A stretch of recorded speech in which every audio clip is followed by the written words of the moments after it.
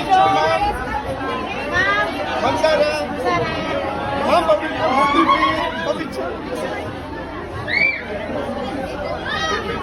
Ma'am, thank you, ma'am. Madam, ma'am. Madam, ma'am. Salamat, ma'am.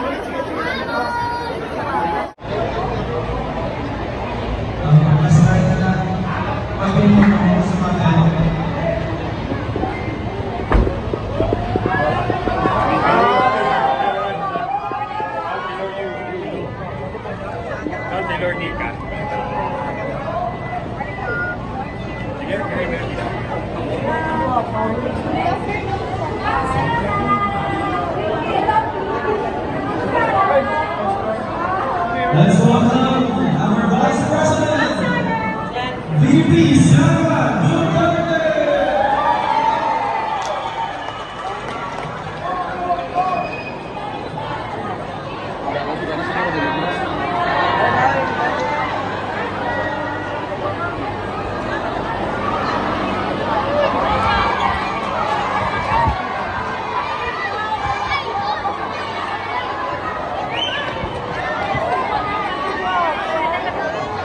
Iniwan sa Vice President, please tell me your name.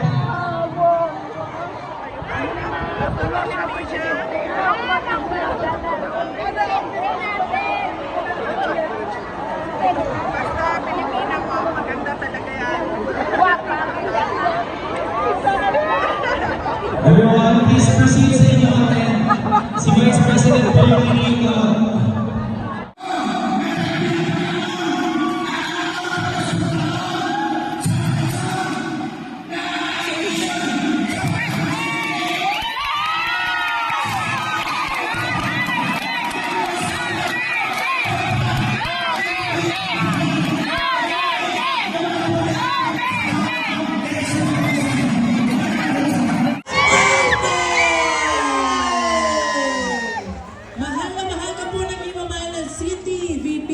Sara.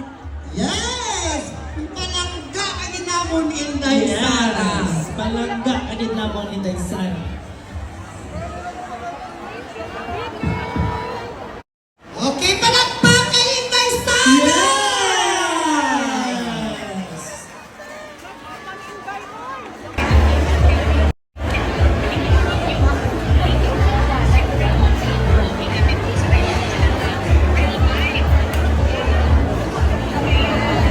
Okay, maraming salamat. Pinakamahal namin Vice Presidente Inday Sara Duterte.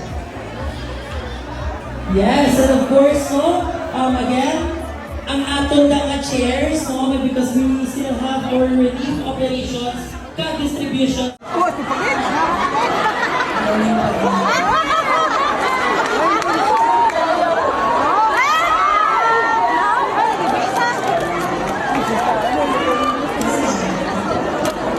Okay lang yung kete. Oo. Ano ginaya? Basta makasunod ka lang yung mga kapitid. Kasi hindi lang na siya. Dito. Wala. Gamay lang.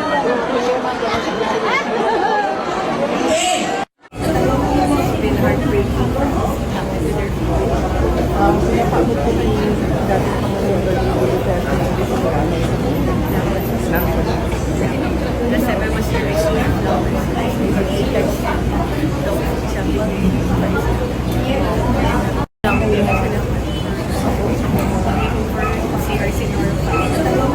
been heartbreaking. Pinapagod ko na yung dati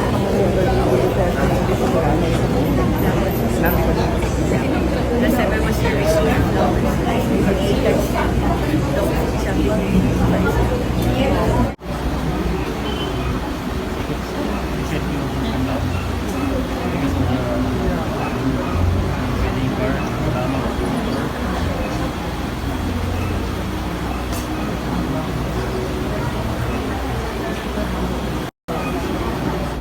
sa ating pinakamamahal na Vice President. Thank you so much po.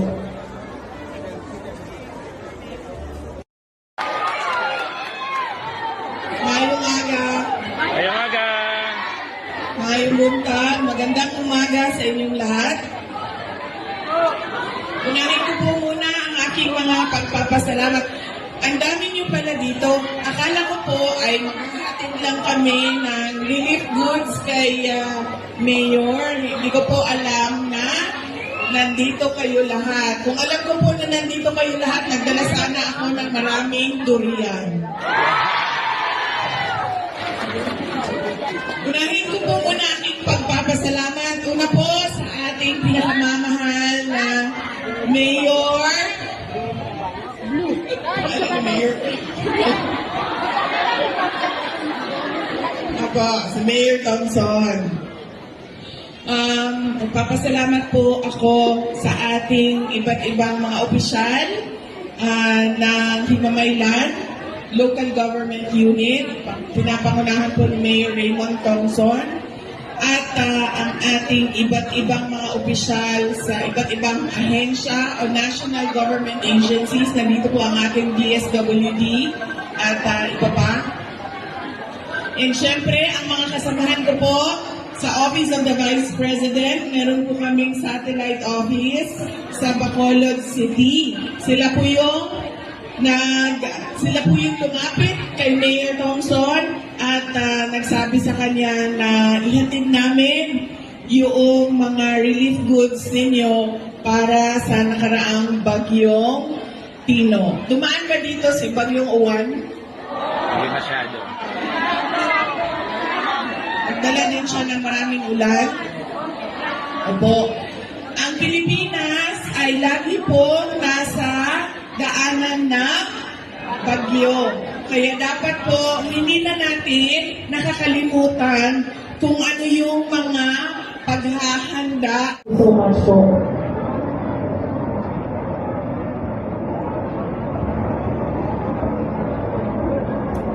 Grabe naman ang stars naman. Wow, salamat po sa punta mo sa Lulay Sala.